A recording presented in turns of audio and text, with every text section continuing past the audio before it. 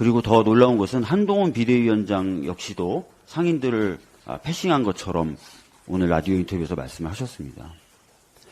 도대체 한동훈 비대위원장과 윤석열 대통령은 서천시장에 왜 방문한 겁니까? 둘이 사이가 여전히 좋다는 걸 꼭 서천시장에서 보여줘야 됐습니까?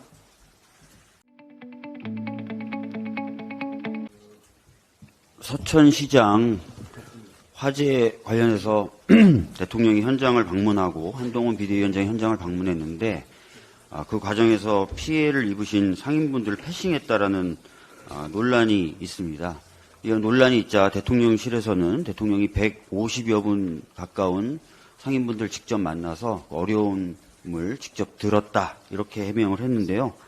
상인분들의 말씀은 이런 대통령실의 해명과는 좀 다르게 나오고 있습니다. 어제 상인회장님 인터뷰를 보도한 언론 매체의 보도를 보면은 상인 중에 만난 사람은 자기 혼자밖에 없다. 그것도 한 10초밖에 안 된다라고 말씀을 하셨고요.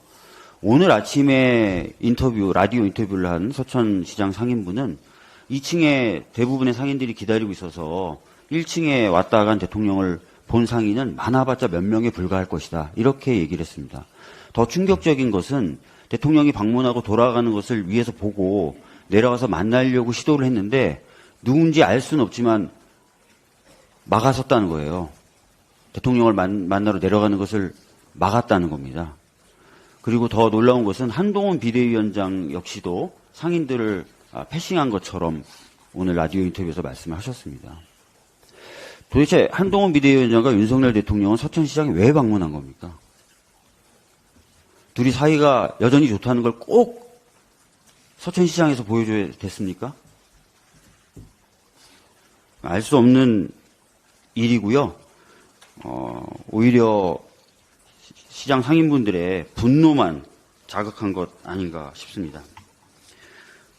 한동훈 비대위원장과 윤석열 대통령이 서천시장에서 자기들의 사이가 돈독하다는 걸 보여주려고 했던 이유 중에 핵심이 바로 김건희 씨가 수수한 명품백입니다.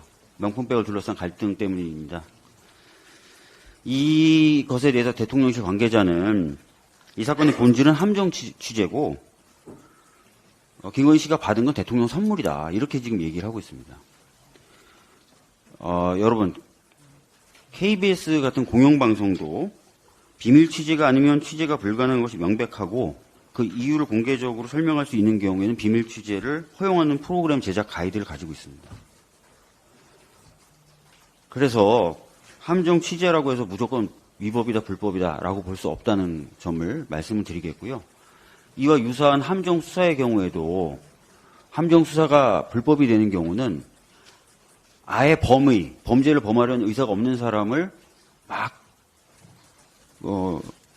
자극하든 여러 가지 방법을 통해서 범죄 의사가 생기도록 만든 경우에만 함정 수사가 위법하다는 대법원 판례가 있어요. 근데 2차례 선물을 건네줬다는 거 아닙니까?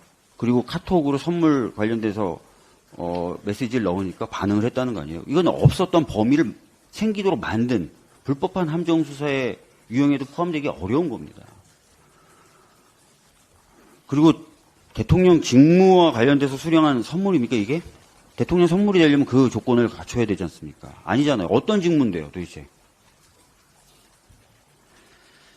그래서 대통령실과 국민의힘이 이 사건을 범죄인 함정 취재에 김건희 씨가 피해자가 된 것이다. 이렇게 하는 것은 하나의 프레임작이다.